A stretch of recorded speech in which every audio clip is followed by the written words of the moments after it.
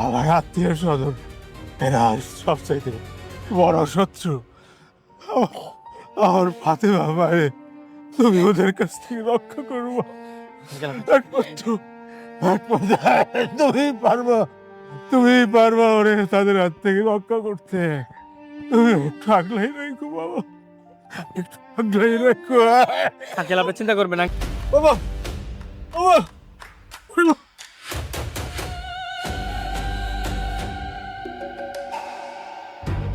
আব্বা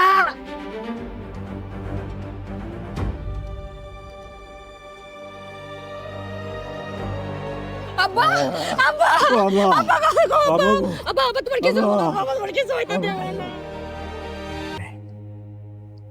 মানে পৃথিবীর বিরল প্রজাতির হীরা, যার মার্কেট ভ্যালু কয়েক বিলিয়ন ডলার। আপনার বাবা এবং দাউদ খান সেটা সংগ্রহ করেছিলেন।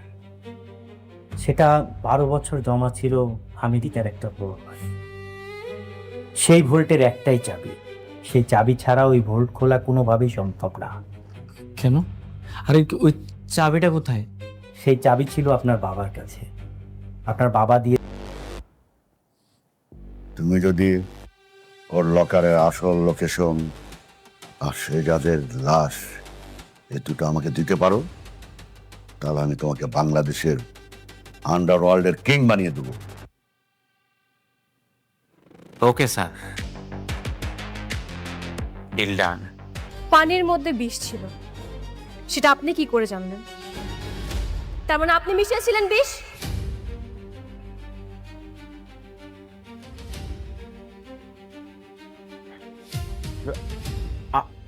আমি আমি কেন বিষ মেশাতে যাব? আর পানিকে আমি নিয়ে আসছি নাকি? বন্ধুরা, আজকের পর্বে তো পুরো মাথা নষ্ট করা এক ঘটনা ঘটে গেল। একদিকে লকার নাম্বার 92 এর কয়েক বিলিয়ন ডলারের রহস্য, আর অন্যদিকে আন্ডারওয়ার্ল্ডের কিং হওয়ার লোভে রিশাদের ভয়ঙ্কর এক চাল। ফাতেমার মাকে বিষ খাইয়ে মারার যে ফাঁদ রিশাদ পেতেছিল, সেই ফাঁদেই কি সে নিজে পা দিল?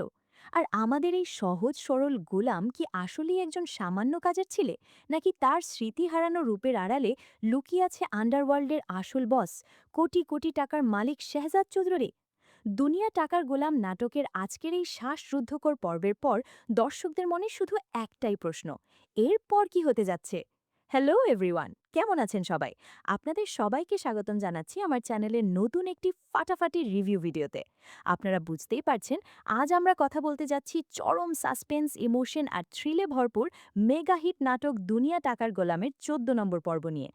ভাই রে ভাই, পরিচালক সাহেব যেভাবে গল্পটাকে পদে পদে ঘুরিয়েছেন, এক মুহূর্তের জন্যও স্ক্রিন থেকে চোখ সরানোর কোনো উপায় ছিল না।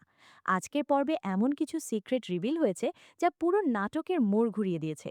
চলুন এক কাপ চা বা কফি হাতে নিয়ে বসে পড়ুন, কারণ আজকের আড্ডায় আমরা এই পর্বের আদ্যপ্রান্ত চুলচেরা বিশ্লেষণ করব এবং জেনে নেব আগামী পর্বে কি ভয়ঙ্কর ধামাকা আসতে চলেছে। পর্ব বিশ্লেষণ ও রিভিউ। বন্ধুরা, আজকের পর্বের শুরুতেই আমরা দেখলাম একদম হৃদয় বিদারক আর শকিং একটা দৃশ্য। ফাতেমার বিয়ের আসরে যেখানে সবার মুখে হাসি থাকার কথা, সেখানে নেমে এলো এক ভয়ঙ্কর অন্ধকার।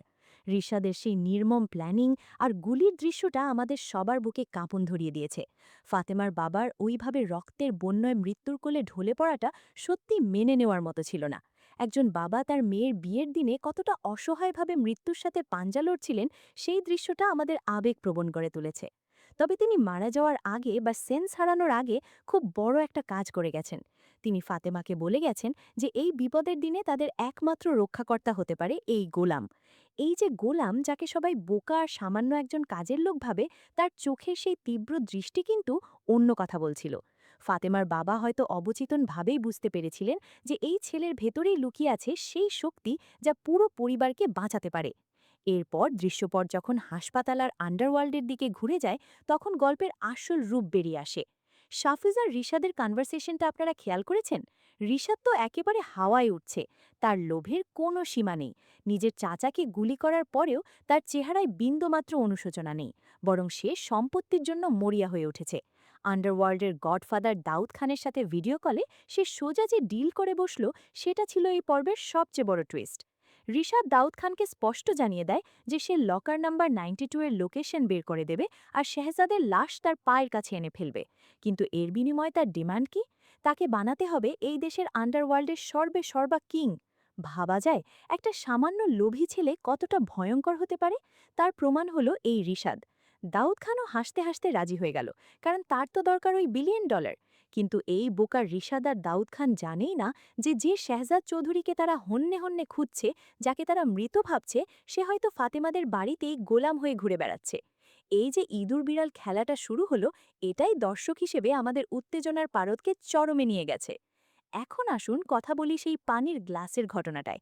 ভাই, এই দৃশ্যটা দেখার সময় আমি নিজেই আনন্দের তালি দিয়ে উঠেছি। রিশাদ চেয়েছিল ফাতেমার মাকে পানিতে বিষ মিশিয়ে দুনিয়া থেকে সরিয়ে দিতে, কারণ ফাতেমার মা হয়তো রিশাদের কোনো চালাকি ধরে ফেলেছিল, অথবা রিশাদ চাইছিল পরিবারে আরও একটা লাশ ফেলে পুরো সম্পত্তির দখল নিতে। কিন্তু আমাদের গোলাম কি এতই সোজা পাত্র? স্মৃতি হারাতে পারে শাহজাদ, কিন্তু তার ভেতরের সেই শার্প ব্রেন আর উপস্থিত বুদ্ধি তো আর হারিয়ে যায়নি। গোলাম এমন এক মাস্টারমাইন্ড চাল চালল যে শেষ পর্যন্ত রিশাদের পাতা ফাঁদেই রিশাদকে আটকে দিল।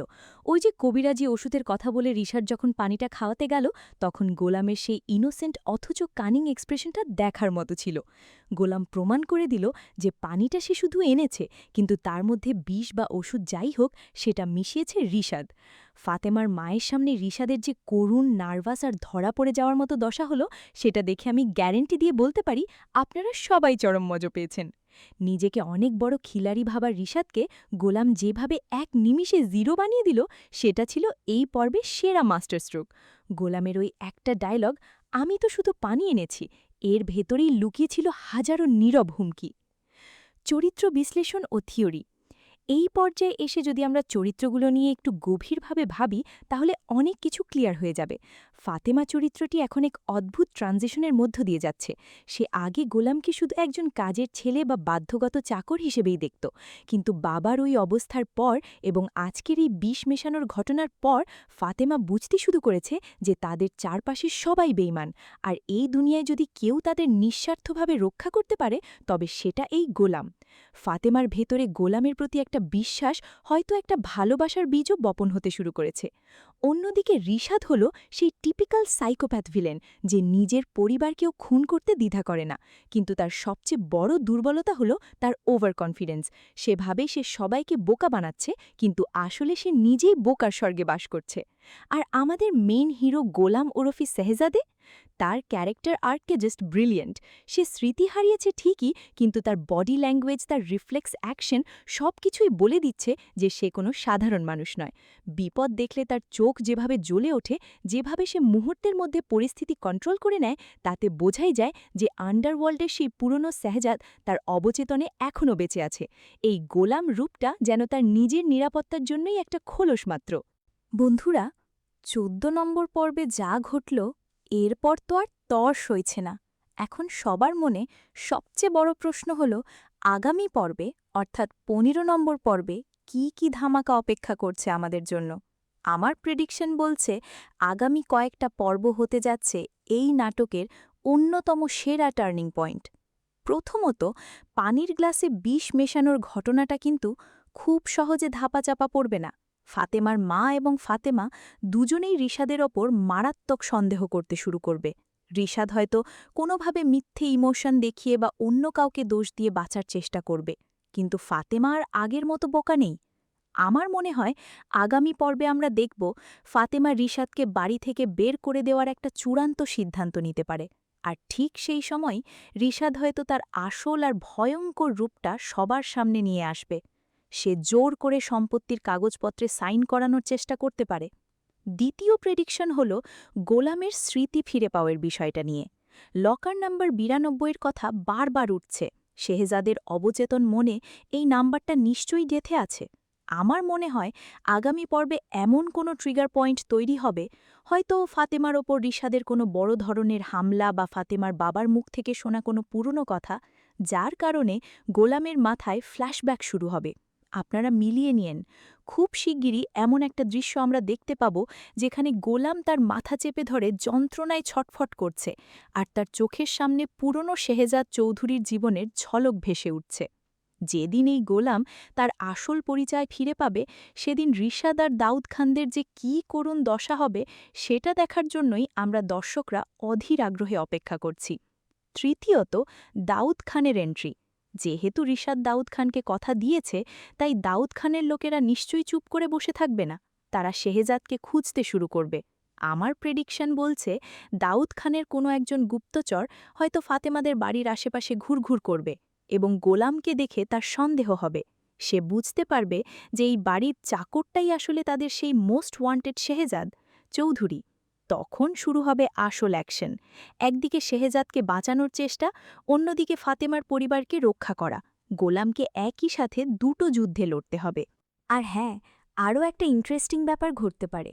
রিশাদ যখন দেখবে যে তার কোনো প্ল্যানই কাজে লাগছে না, তখন সে হয়তো ফাতেমাকে কিডন্যাপ করার মতো চরম কোনো নোংরা খেলায় মেতে উঠতে পারে। আর ঠিক সেই মুহূর্তেই আমরা দেখব আমাদের সেই পুরনো শেহজাদের কামব্যাক, যে শেহজাদ একাই 10 জনের সমান, যে তার ভালোবাসার মানুষকে বাঁচাতে আন্ডারওয়ার্ল্ডের নিয়ম ভাঙতেও দুবার ভাবে না। তো বন্ধুরা, আমার এই প্রেডিকশনগুলো আপনাদের কেমন লাগলো? আপনাদের কি মনে হয়, আগামী পর্বে কি রিশাদের আসল রূপ সবার সামনে ফাঁস হয়ে যাবে? দাউদ খান কি শেহজাদের খোঁজ পেয়ে যাবে, নাকি গোলাম তার স্মৃতি ফিরে পেয়ে সবাইকে উচিত শিক্ষা দেবে? আপনাদের দারুণ সব থিওরি, লজিক আর মতামত অবশ্যই নিচে কমেন্ট করে জানাবেন। আমি আপনাদের প্রতিটি কমেন্ট পড়ি এবং রিপ্লাই দেওয়ার চেষ্টা করি। আজকের এই স্পেশাল রিভিউটি যদি আপনাদের একটুও ভালো লেগে থাকে, তাহলে ভিডিওতে একটি লাইক দিতে একদম ভুলবেন না। আপনাদের একটা লাইক আমাকে আরও ভালো ভিডিও বানাতে উৎসাহ দেয়।